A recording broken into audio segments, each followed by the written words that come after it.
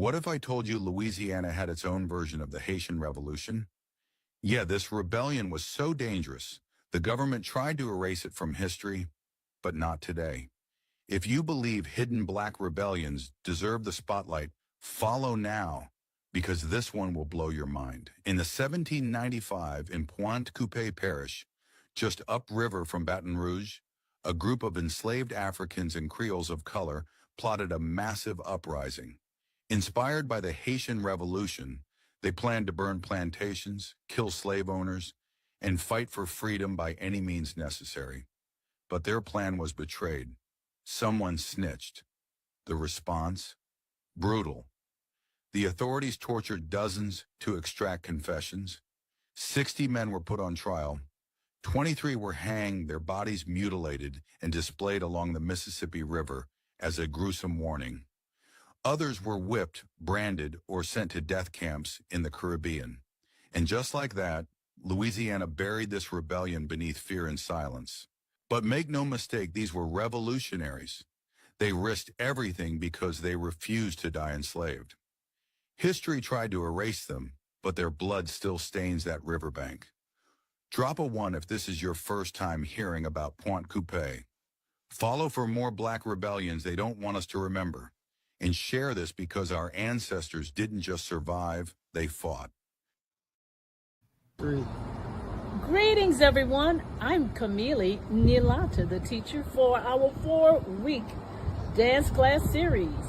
Every week, it's on a different beat.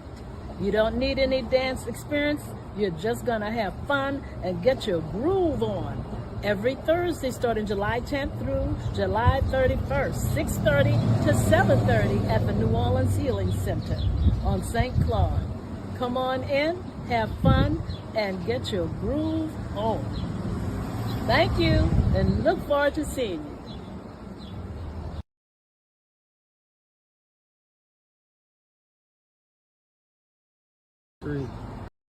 Honor and respect. Greetings and salutations. It is another edition of Revolutionary Hoodoo, New Orleans Voodoo Secrets and Recipes. Hoodoo Voodoo 101. Sponsored by, promoted by, empowered by NOIVD,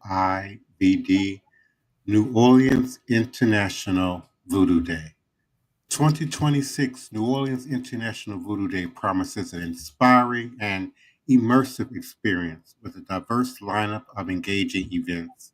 Highlights include an educational symposium featuring distinguished speakers from around the world, including a delegation of scholars and spiritual leaders from Benin and Haiti, as well as art exhibitions showcasing voodoo-inspired works by talented local and international artists. The event will also feature a children's program and an Afroecology exhibit exploring the sacred nature of plants as they're used in voodoo, spiritual practices, and their connection to our ancestors. The weekend will culminate in a ceremony procession to 9 significant sites throughout the city, those locations where the enslaved were brought before shore or brought alongshore, held an auction, and were there later found community. This journey will begin at the transatlantic slave route to New Orleans marker on the moonwalk at the river and will conclude with the traditional voodoo ceremony at Congo Square. Additionally, visitors can participate in interactive workshops, community discussions, and opportunities to connect with practitioners and cultural experts. This multifaceted celebration offers something for everyone, creating a meaningful space to honor the past, celebrate the present, and inspire the future. And we invite you to visit us at www.voodooday.org, www.vodouday.org for updates and more information about this powerful and historic event.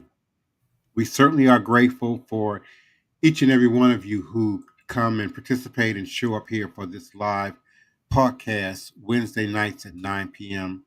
Central Standard Time. Thank you so much, Daniel Neal, for being present. Ray Alexander, for your consistent participation. Mambo Sally Ann, we certainly appreciate you for your support and your presence. And certainly Elder Reggie Green here on the platform, co-host we know as Green Soap, the beloved Sister Toni Val Martinez, and my first priest, my wild man, Joshua Nylan Tanner. We certainly appreciate all of you for continuing to be present and support. The discussion of African folk religion, in particular, of what is known as hoodoo conjure in the U.S., is often influenced by preconception and misunderstanding. The stigma associated with folk religion and methods of conjure so prevalent in Western society that people almost always associate them with superstition and evil. It is commonplace to identify folk religion along the lines of superstition, but to do so is to ignore the multifaceted nature of religion in general. In the words of Gustav Jehoda, one man's religion is another man's superstition. And in fact, it can also be said that the label superstition is typically stamped upon traditions that function differently than those of supposed mainstream ones. In Rome, Christianity was viewed as the superstitious cult of Christ.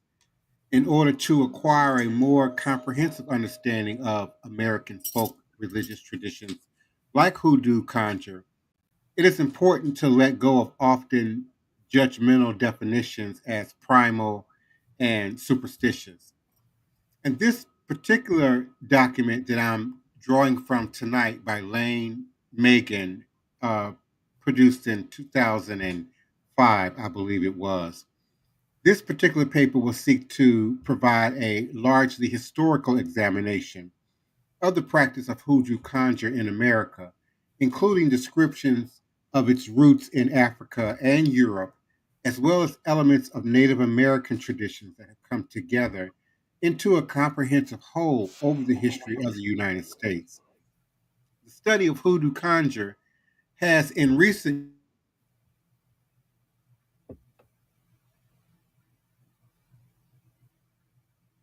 in the spectrum of American religion in general.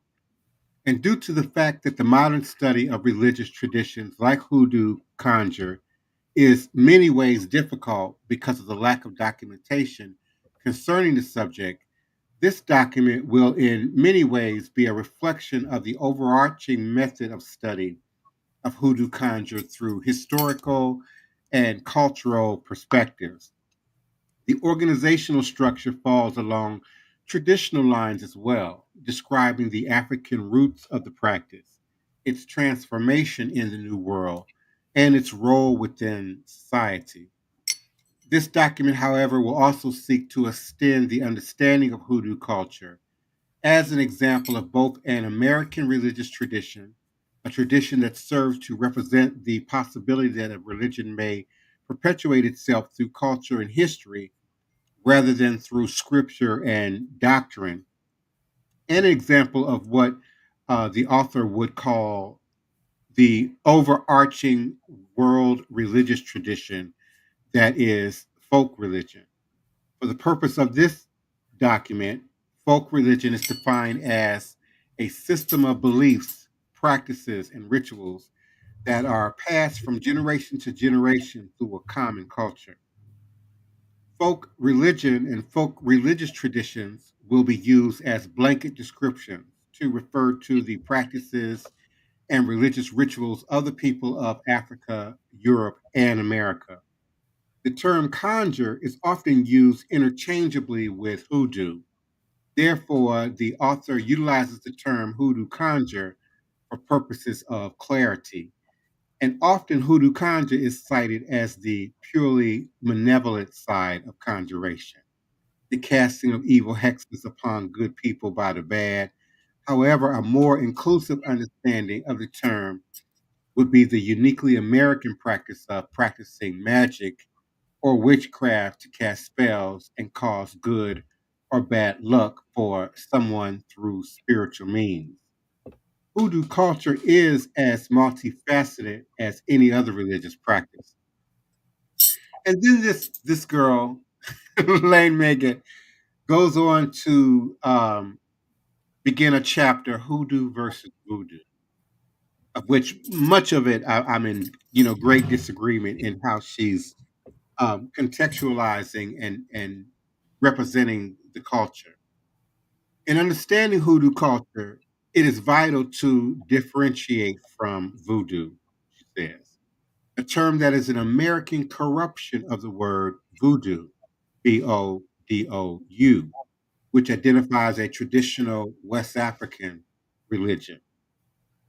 Hoodoo culture is distinct from voodoo in that it is a religious system of beliefs that manifests itself in the manipulation of spiritual forces to do one's bidding, both malevolent and benevolent, in the physical world.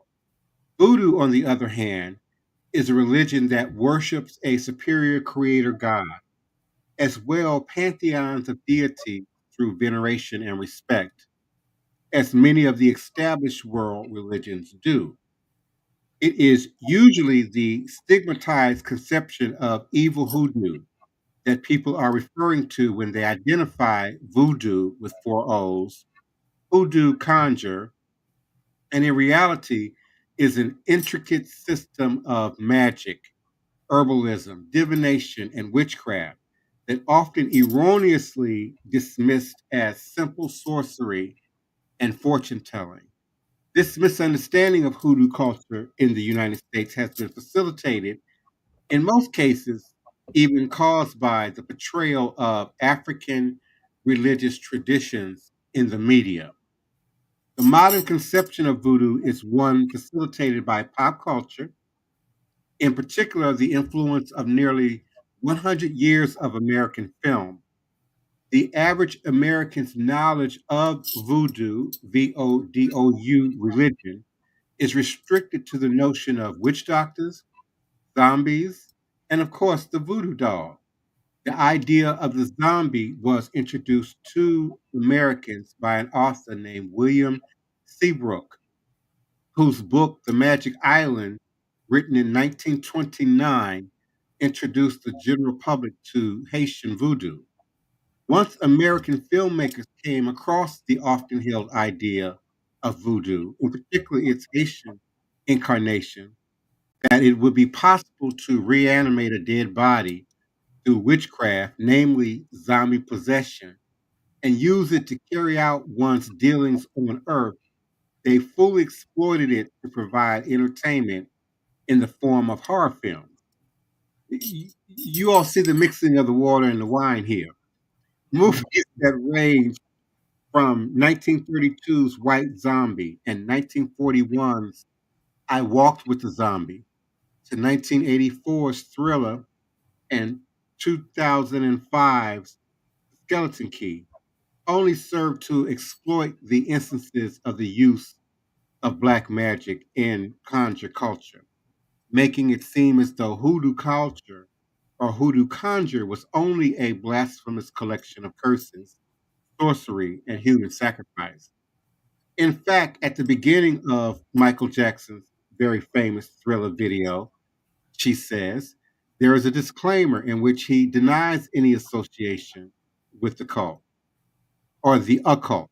And while it is important to recognize the hoodoo conjure is not an essentially evil practice, one must also refrain from understanding it as a system of pure benevolence and good magic. So the um, continued decades of indoctrination, not only by Hollywood and the entertainment and the wild imaginations of many authors and book authors, have really continued the fear of African and Africanized spirituality and practice since the first uprisings, the first revolutions, the first Maroon Wars. We know that the Maroon Wars of Jamaica were fought over 80 years to great success. We know that the Haitian Revolution was fought at the end of the 1790s into the early 1800s to great success. And as I began with the video at the top of the hour of the successful uprisings here in Louisiana, the continued demonization of voodoo and African and Black spirituality, for that matter, continue up until this very day. I want to bring Elder Reggie in. Greetings and salutations, Elder Reggie. What say you, beloved? Yes, thankful, thankful. I'm grateful, Divine Prince, Sister Toni, Brother Joshua, and our collective audience. As I read that article today, I had some issues with that particular article, but just even rereading it just now, the movie Serpent in the Rainbow didn't do voodoo no justice, but that is the movie that became popular culture in America for the so-called zombie type deal. But now with that out of the way, hoodoo, from all the readings and research I've done, the word hoodoo is a derivative of the word voodoo with the four O's. We know the word voodoo with the four O's start being used after the Haitian Revolution in the New Orleans area.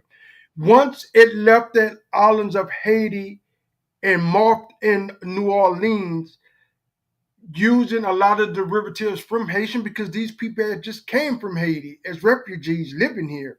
And then it took a nuance of four O's, voodoo. And as the police, the Catholic Church, and people in general bastardizing it, pointing fingers at it, it had to morph into something that we barely recognize today. So, Mm-hmm. with that being said, we are trying to unpack that, and give it some organization, some true structure to stand on because hoodoo, voodoo still reign in the New Orleans area and throughout the South, but it looks different now. And as we continue with the national and the international New Orleans voodoo, that we're going to unpack more around this subject. I open the mic to Brother Joshua. Good day, everybody. Yeah, others. I hear you. Good to see you, Elder Reggie, Yes, Tony sir. Val, everybody that's here, that's listening in. Man, yeah, this is like an ongoing topic. I feel like it's in terms of that, it's so deep and so rooted in. Like reading that document today, I was looking at it. Some of it, a lot of it, I didn't agree with, but I did agree with a portion of it when he really kind of emphasizes on the fact of the the little known documentation of the influence of the American Indians that had their work that they had on the hoodoo and its mixture of and its influence within it. I feel like we talk about rebellions, we talk about the revolutions that has happened in Jamaica and in the other American islands outside of the mainland. There's also I think what we need to bring into scope with that is the fact that there was also wars happening in the mainland, um, from from all the way from Nova Scotia all the way down throughout the southeast, through the Midwest, throughout the Northeast. There was a lot of rebellions that was going on during that time and before that time, with peoples that was here that was being like the Cajuns that came here from Nova Scotia, uh, French settlement that was up there in Nova Scotia that was called New France that was settled in the early 1600s, and the British came in and killed half of that population and transported the rest of them to the bayou down here where we at. So it's like it was multiple things that was happening and coming under attack, and the folk, how can I say, the folk religion or the folk lore of what we're not speaking of, or what we're missing out on, was deliberately done, like you said, Elder Reggie, and that was to pin us against each other, to divide us, to separate us, because they knew the power they seen the power that we had and the influence that we had with the culture that we had and the way of living that we had and just the civility that we had and respect we had for ourselves. And yeah, I just want to add that into. Hello, Sister everyone. Toni? Yes. Hello, everyone out there listening. My co-host Joshua, Elder Reggie, Divine Prince. Our oppressors and suppressors was scary, point blank. They were afraid of what they didn't understand, so they killed it. What they couldn't see, so they suppressed it. And that's been the nature of things ever since they came and invaded this continent. I think everybody in every region and every culture had their own folklore and everything that they tried to use to keep from being oppressed and suppressed. Here, our people want to call it superstitions because that's what they were taught. Basically, a lot of that came through that good old time Baptist church. Like we talked about last night, why you can't have both. Mm-hmm. And basically, it was propaganda spread about the evils of voodoo. I say hoodoo. Mm-hmm. To keep the congregation coming back to the church and fearing and afraid because the priest said it. It was propaganda because it was in competition. Mm-hmm. And we still carry a lot of that. But like you said also last night, 80% of the men population carry some kind of charm, amulet, mojo bag, even while they was in church. Mm-hmm. So my question is, what did they believe in most? I think they believed in the hoodoo most because they even carried that into the church with them. Mm-hmm. I believe they saw and knew the power of the hoodoo more. Point Coupee Parish is where I grew up. That's Mm-hmm. where my parents came from. I grew up on the Falls River, Mm-hmm. the beautiful Falls River, and the Point Coupee and the hog killing season. And I loved being out there in the country. But those people often rebelled in that region and area. And that region and area had a lot of indigenous people also. And a lot of Haitians settled in that area. I have a friend now, his grandmother, well, he's in his 80s. His grandmother, great grandmother was from Haiti. And his grandmother didn't speak anything but French. She refused to learn English. And to this day, he can speak the Haitian French that they Mm-hmm. spoke. Mm-hmm. So we have to do a lot of work in dispelling the myths and showing people why they think the way they do. Some people will get it, some people won't. For those people that constantly battle us, I don't think we should waste time trying to make them. Let's just move on to the next group of people, the younger set of people, because a lot of these old heads, you're not gonna get them out there King James, even though King James is full of hoodoo. Mm-hmm. They don't even see it.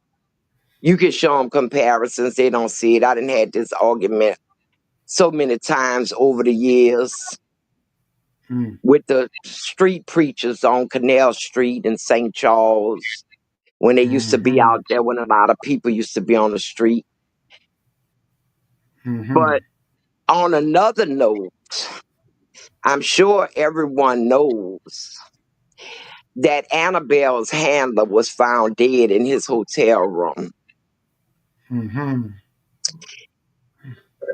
I I call didn't know that that. case, yeah, the guy who was bringing Annabelle all around the country. He was mysteriously found dead. What's the date? Monday, I believe, Yeah, I think so. in his Mm-hmm. Hmm. hotel room. They didn't know why. They couldn't find no immediate reason. I guess we're gonna have to wait Oh, around for the autopsy. But to me, I just said some things are better left alone, and Mm-hmm. Annabelle was one of them. Mm-hmm. And I guess he had his FAFO moment. I'm sorry to say, but he was Mm-hmm. warned. FOFA. Yeah, FAFO. FO. Yeah. FOFA. Yes. But Sister Tony, if you don't mind, I want to answer one of Brother Joshua's questions. And I'm going Hmm. back to the article that Divine Prince just read so eloquently. yeah. Brother Joshua, when you're dealing with hoodoo, the Native Americans, or let's just say the first people, whatever, however we want to pronounce it, when on the island of Haiti, or what we call Saint Domingue or Dominican today, is where the merging of the African energy and, let's just go for sake of brevity, the Native American energy start working together. When you're talking hoodoo, and when you're talking voodoo, which leads to voodoo with the 4 zeros, that's why Correct. when you study like 21 divisions coming out of the Dominican, which is the upper half of the Haiti Islands, and when you're dealing with the Haitians themselves, when they start going to the Rada spirits, Mhm. those a lot of the Rada spirits are hot spirits. A lot of them are not African-based spirits. They are indigenous spirits of the Americas. And so the Haitians, the Dominicans, and some of the Puerto Ricans, they know how to interwoven and work with those spirits. And as the Haitian Revolution came and they came to the Americans, they brought these traditions with them. And so now it is mixed within that. But I just wanted to give you some background on how the mixing happened. It didn't really happen much with the 5 civilized tribes on American soil. True, true, Not true. from the research I understand, but it's the Arawaks and the Tianos, if I'm pronouncing it right. Those those those indigenous people there was the ones that really helped the incoming Africans sustain themselves and to survive.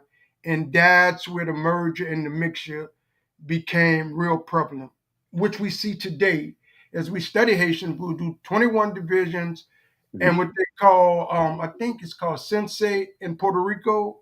You'll get those derivatives. I just wanted to add that to what you to the direction you was going in. I appreciate that, Reggie. Mm-hmm. That's some good information. I definitely, Mm-hmm. I agree with it. That was I my agree with it. thoughts. Yeah. Mm-hmm. That was my thoughts because, the practices were geographical with the people and the items they had at Mm-hmm. hand. Yeah. And we didn't have all the herbs and stuff in this country that they had in Haiti and in Puerto Rico and Cuba. Yeah. Mm-hmm. But we had similar ones that I think when they did come here, they realized the similarity. Yeah. And that's how we started using those herbs. And they kept doing what they was doing, using the similar herbs that were indigenous to where they came from. And it all got mixed up together to make a very unique blend, not found anywhere else in the world, Mm-hmm. of voodoo. Practices, Tony. And that's why I always call it hoodoo, because it's not exactly African voodoo, it's not exactly native medicine, it's not exactly um anything. It's a combination, a Mm-hmm. cornucopia mixed together, and we found a way in New Orleans to make it work. Mm-hmm. And I think it's because of just this. of the force and the suppression our family had to go through with, their demonstration had to be hidden in certain ways, and then we had to adopt certain things, and then the mixture of the people. It's a combination of so many different things that caused the makeup of New Orleans hoodoo and conjuring root work to be what it is. And even with the trade system, the Mississippi River, I can't not deny that the river traveling from the middle of this country all the way down. I mean, there's ways of navigating. I think doing that. I remember reading the French explorer Louis. What's his name? Oh, Louis Louis Clark? Antoine. Louis Clark? I know Louis Clark, but okay. Louis and No, Clark. Louis Antoine. Before Louis and Clark, he was Okay. one of the first French explorers that came here to the Americas, and he documented about how they navigated from the Delta all the way up to Canada, and came out of Canada, came out of on the eastern seaboard, eastern seaboard. It was able to navigate those waters and get there mainly by water, by Indians that was known of the trade route, known of the travel. When I speak of trade routes, I'm thinking of, like we were talking about herbs and things. Those things those are the type of items that was traded back in those days. And we had a highway of different herbs and influences coming through this area because of that river also. Yeah, I like what you're saying, brother Joshua. But when you time stamp it, you have to realize the first slaves they say came to the New World, Jamestown, 1619. But keep in mind, Haiti, the Dominican, those we're talking the late 1400s, 1600s. Africans and Native Americans are mixing. This even before they come to True. the mainland of America.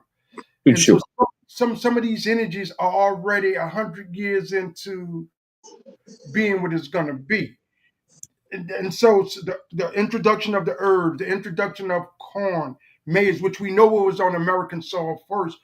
The Yeah. Africans got introduced to a lot of this even before the 13 colonies, Canada and the French line even come into existence. I'm just True. trying to put a timestamp on it so we can see how it morphed into what it is today. And everything you're saying is right, but there's just a little prehistory. Even as Divine Prince speak of the Taki Rebellion and everything that happened in Jamaica, that's in the 1700s, and that's before a lot of the big revolutions and slave Yeah. revolts happened on American soil.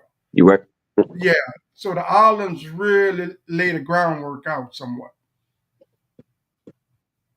By the time they got here with theirs, we already was well established in ours. Yeah. And then they got combined over years of being around each other. Mm-hmm. And us being the first doctors and the pioneers here, like first the abolitionist movement. Like, just gotta think about. I know I'm going further in the future, but we were pioneers in pushing and being understanding the value and the worth of what we were doing and what we were in a way where in times where we was being oppressed. The only way you can do that as a person is because you knew of it beforehand. You can't do that while you're at war and people are telling you you can't do this, you can't go to school, you can't read this, you can't do that.